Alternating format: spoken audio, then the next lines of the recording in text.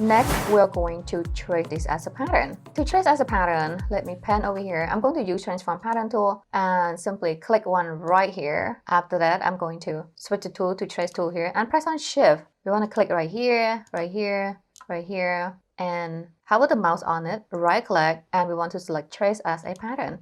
And I'm going to click one right here to place the pattern. Next, I'm going to make a copy. Let's use the transform pattern tool, click one on the pattern, right click, and we want to select symmetric pattern with sewing. Let's press on shift and then click one right here to place the pattern. I'm going to remove link editing here. And then let's remove some of the piece that we don't need. So internal line there, we want to remove it. And we also want to remove this line as well. We don't need it.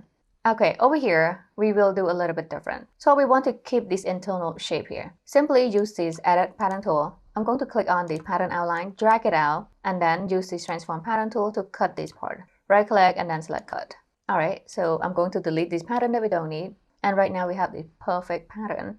Okay guys, now it is time to draft a sleeve.